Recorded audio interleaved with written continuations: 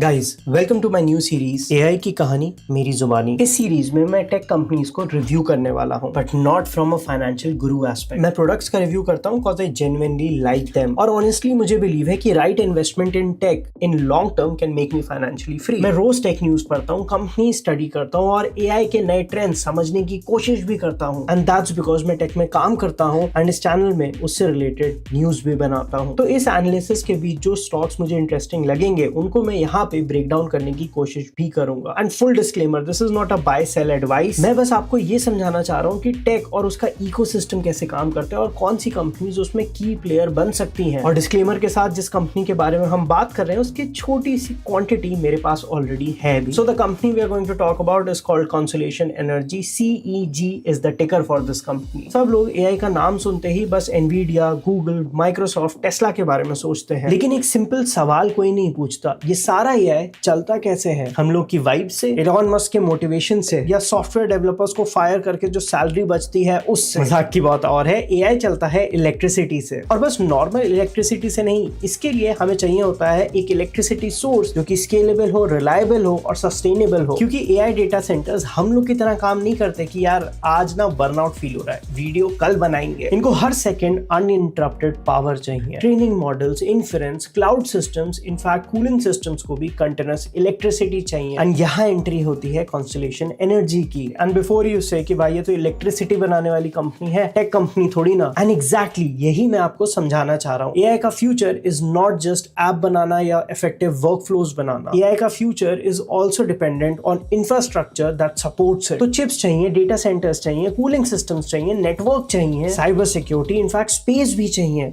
बहुत कुछ है एक्सप्लोर करने को। और सबसे बेसिक इन सबको चलाने के लिए इलेक्ट्रिसिटी चाहिए। एंड CEG इंटरेस्टिंग इसलिए है क्योंकि ये यूएस के one of the largest nuclear power operators में से एक है। एंड न्यूक्लियर एनर्जी का सबसे बड़ा एडवांटेज ये है कि वो बहुत स्टेबल इलेक्ट्रिसिटी प्रोवाइड करते हैं। तो आंधी आए, तूफान आए, कुछ भी हो जाए, as long as nuclear site protected है, इलेक्ट्रिसिटी आती रहेगी। और एआई डेटा सेंटर्स को एग्जैक्टली यही चाहिए। और ये इसलिए भी इंपॉर्टेंट है क्योंकि अगर इलेक्ट्रिसिटी की वजह से डेटा सेंटर्स डाउन होते हैं तो it's not just impacting their profits, users का उनमें ट्रस्ट भी कम होता है कि सिस्टम्स उतने रिलायबल नहीं है। अभी ये एनवीडिया जैसा फ्लैशी नहीं है, ये चैट जीपीटी की तरह सेक्सी नहीं है। ये शादी में वो जनरेटर वाला है जो कि कहीं बैकग्राउंड में खड़ा रहता है, किसी का ध्यान नहीं जाता जब तक इलेक्ट्रिसिटी आती रहे। इसी वजह से मैंने भी इसकी कोई बड़ी क्वांटिटी नहीं खरीदी है, बस इसको वॉच लिस्ट में ऐड कर लिया है।